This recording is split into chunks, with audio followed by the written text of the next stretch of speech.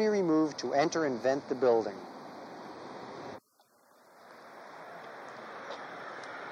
Here are the tools used in this tape to perform basic forcible entry. Now your main attack tools will be the Halligan and the axe. And by the way, this is the beveled side of the Halligan, and this is the concave side. Now your other manual tools will include the 10-pound maul, the bolt cutters, the duckbill lock breaker, and as you'll see later in the tape, a 36-inch pipe wrench. Now your power tools will include the rabbet tool, the forcible entry saw with aluminum oxide blade, and the MAP gas torch cutter.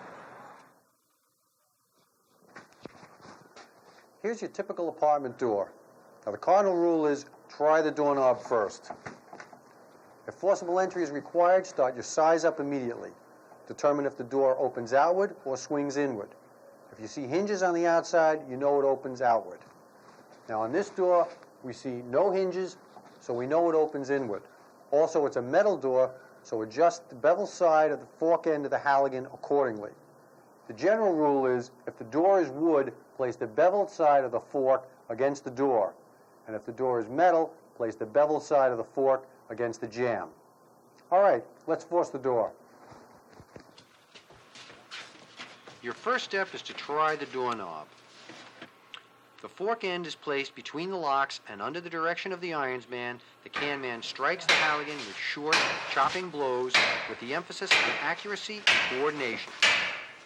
While doing this, gradually bring the tool to a point perpendicular to the door. This will prevent the fork from being driven into the jamb. The man wielding the axe must be aware that the ironsman will be maneuvering the Halligan, so his blows must be carefully placed, and he must listen for instruction from the man holding the tool.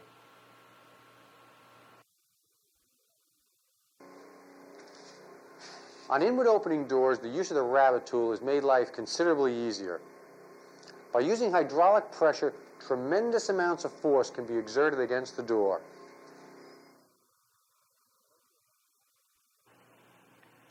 The door might be flush with the jamb. Sometimes simply leaning on the door will give you enough room to insert the jaws. If not, use a Halligan to make the initial purchase. Of course, the jaws must be in a closed position. Set the lever to pressure and operate the pump. Then it's a matter of inserting the jaws between the door and the jamb, midway between the knob and lock, or right on the lock. Hold the jaws with a gloved hand, and the door should be open in 3 to 4 pumps of the handle. Don't let the door pop open. Hold the door closed, not locked, until entry is ready to be made. Keep the reservoir level by pumping the handle on the ground. If you must take it off the ground, keep the hose pointing down. A word of caution when using the rabbet tool on doors that have locks protected by shields. Do not stand in front of the lock while the operation is in progress. The bolts can become dangerous projectiles. Now let's look at how to force an outward swinging door. If it's a flush fitting door and you use the adze end, place it above or below the lock and drive it into the space between the door and the jamb. The tool is then pulled toward the jamb to force the door.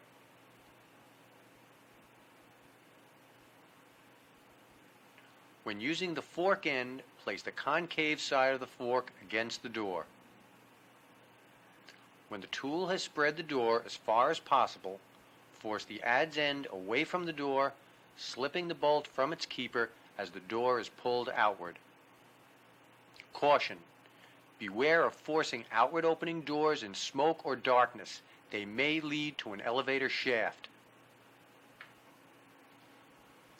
Up to now, we've discussed inward and outward opening doors that have been secured by basic mortise and rim locks. As the locks become more sophisticated and the doors and jambs get more substantial, greater difficulty is encountered forcing these doors.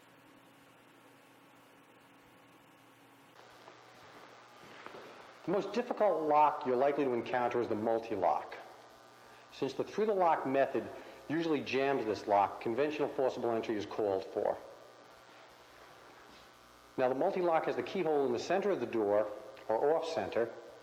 It has 4 rods running from it, up, across, down, and over. Your first step is to check to see if the lock's engaged. You do that with a piece of cardboard or a shove tool. Okay, there's the bar. We know the lock is engaged. Now your next step is to pick a spot on the door to make a cut with your forcible entry saw so that you can get your arm in and release the locks. On this door we chose here, where we won't cut the bars, and it's within reach of all 3 locks. Make your cut through the door, then reach in, open the door. If after you make your cut, you find there's a key lock on the inside of the multi-lock, then make another cut, this time cutting a square around the lock, severing all the bars, work the bars out, and then open the door. Now, if you find yourself in a situation where you don't have a power saw, then use your 10-pound maul or your rabbit tool. Start by attacking the top bars first, then the side bar, then the bottom bar. And use a golf swing with the maul on the bottom bar. You'll get the most power. Oh, and by the way, check your wall first. Breaching the wall might be the easiest way of all. The police brace lock and Fox double bar lock are 2 locks you may encounter in residential and commercial buildings. Although they can be forced conventionally, the through-the-lock method is preferred. Knowing an alternate means of conventional forcible entry is important, especially if your initial attempt is not successful. A good alternative is forcing the door on the hinge side. Take the maul or the back of the axe and strike the solid part of the door adjacent to where the upper hinge is located. After the upper hinge is freed, use the same method on the lower hinge. But be aware, when you take a door from the hinge side, you lose the integrity of the door once it is open. If you have a heavy body of fire behind the door, it will soon be in the hall. Another way to attack the hinge side of the door is to use the axe and the halligan. Start by placing the adze end between the door and the jamb and pulling down.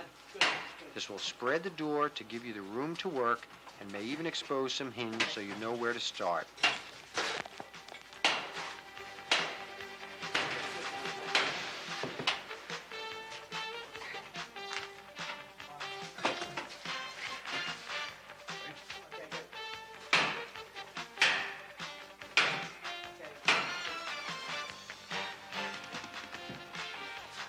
You then drive the hook end of the tool deep into the jamb and then pull down in an effort to rip the hinge from the door and the frame.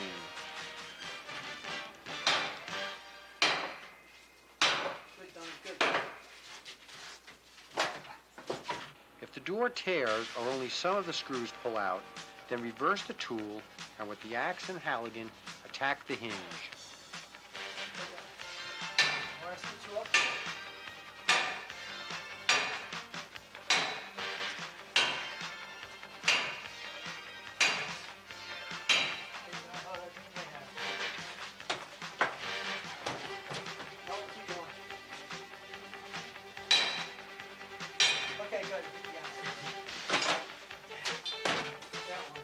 Work together in your efforts and take a moment to see what you are dealing with. At a steady pace, again starting with the top and working your way down. If the man using the axe gets tired, then switch positions. Accidents happen much more frequently when members are tired or muscles are worked to a point of fatigue.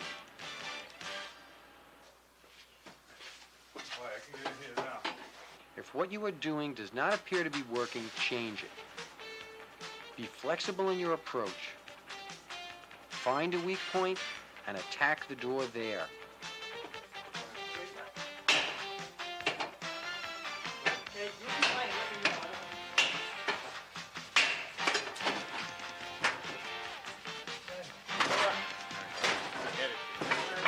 Pull back, Steve.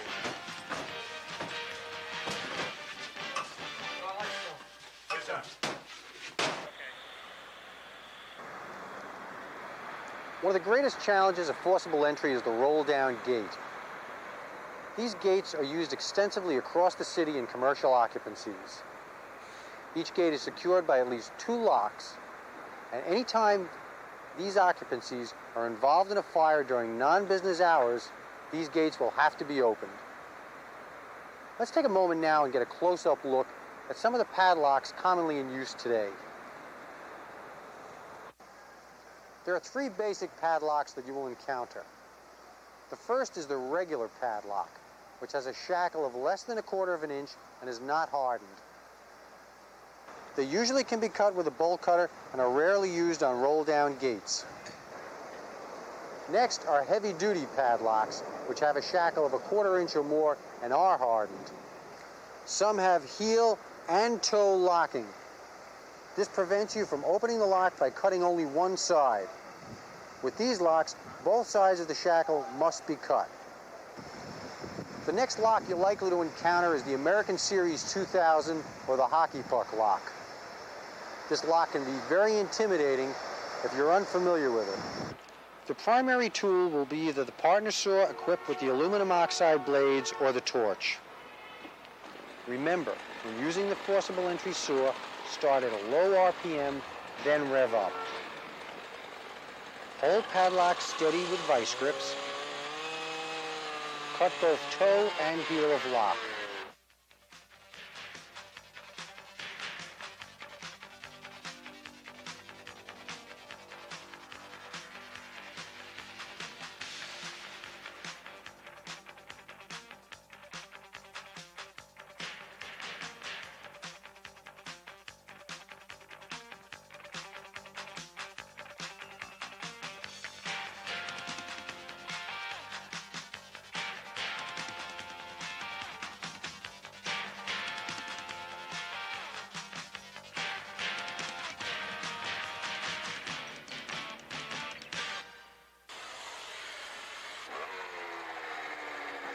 When cutting the American Series 2000 lock, you will notice no shackle on the lock and also no staple to attack.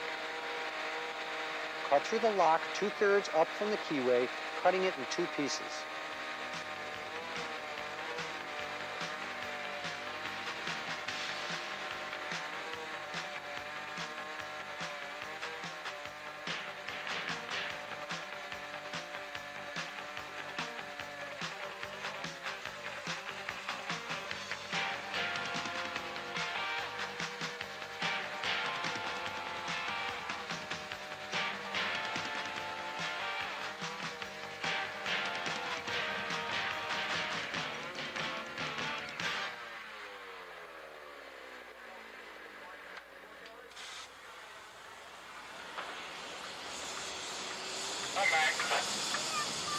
When using a torch on the Series 2000 padlock, go 2/3 up the keyway and hold steady in that position until you burn through the pin.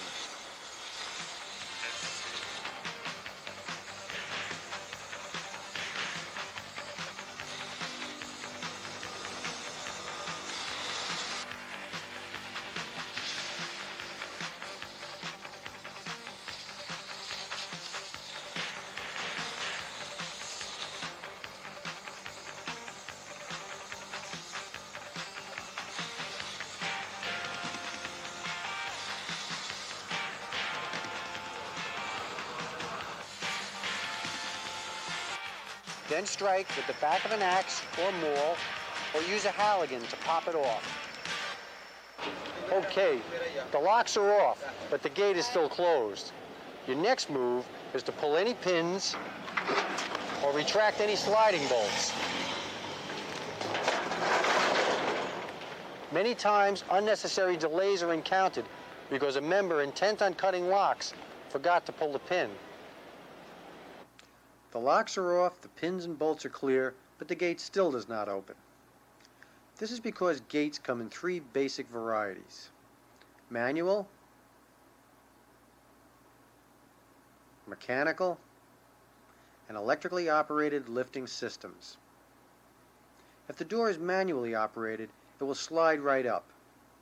You'll know these doors by the lift handles on the bottom and the absence of any extra housing at drum level. The mechanically operated door uses a chain hoist assembly. The gear and chain mechanism are located in a housing at the top of the door alongside of the drum. The chain hangs down next to the door and is held in place by an angle iron with locks that must be removed. Once removed, open the panel, remove the chain, and raise the gate. Last, we have the electrically operated door. Usually a large housing readily identifies this type of door. All electrically operated doors are equipped with an auxiliary chain hoist. Your first step is to remove the housing or housing faceplate that covers the machinery and then engage the chain hoist mechanism. Then raise the door as if it were mechanically operated. An alternate means is to cut the bicycle chain that runs around the sprocket wheel with the bolt cutters. Now you have a manually operated door and can lift it by hand. In a critical situation where time is of the essence, use your forcible entry saw to cut a triangle in the curtain with the apex at the top. Remember to keep the saw perpendicular to the angle of the cut to prevent binding.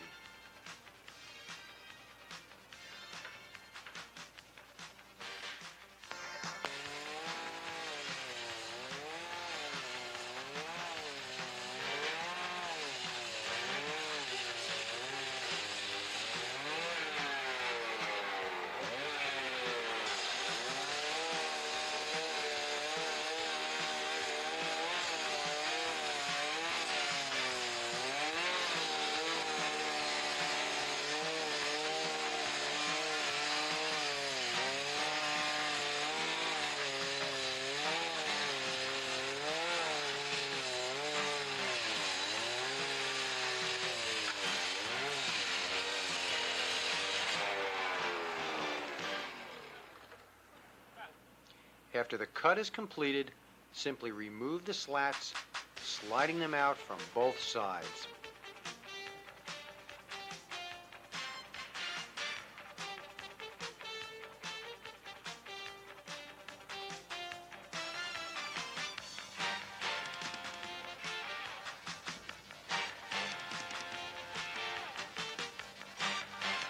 But be aware when removing slats.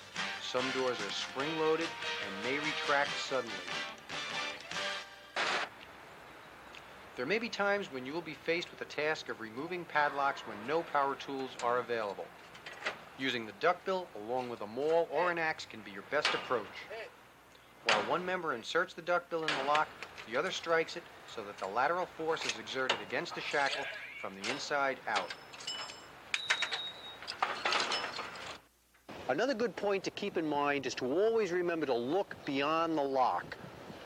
Many times people will put a $50 lock on a $2 chain or hasp. By simply cutting the staple of the hasp with bolt cutters or tearing the hasp out with a Halligan, you can achieve your goal without ever touching the lock.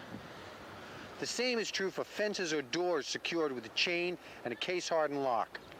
Go after the chain with the bolt cutters, and again, you reach your objective by the easiest means. In any forcible entry situation, always use your size up to find the weak link in the system. This will save you both time and effort in your operation.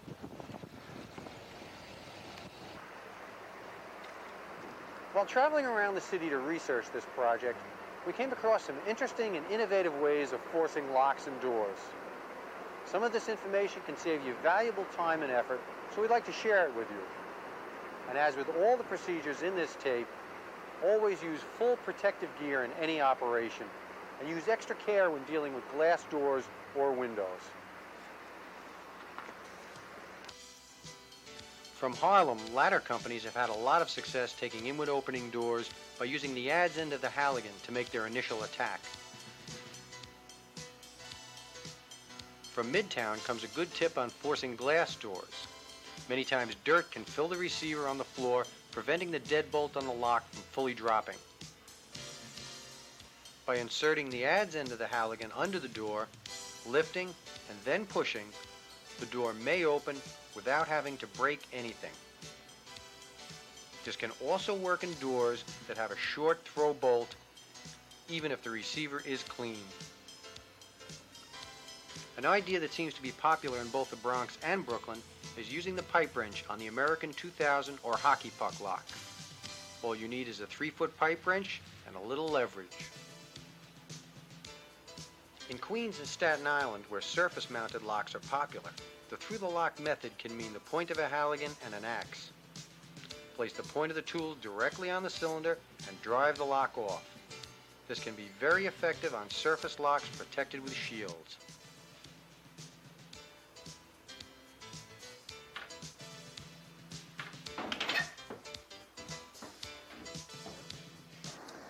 Lastly, we have the shove tool.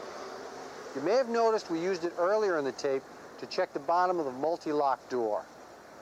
It's a great tool, it's simple to make, and it's easy to carry. Some members have made them from aluminum flashing, but 18-gauge steel is ideal. It can be useful for slipping the lock on outward opening doors that have a simple spring latch. They're also good when used in offices, private dwellings, or in fire towers where there's no re-entry without a key.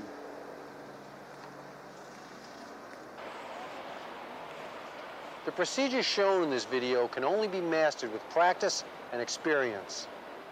You can practice some of these techniques only at fires, but experience is all around you in the firehouse. Tap into that knowledge so that when it's your turn at the door, you all know what to do.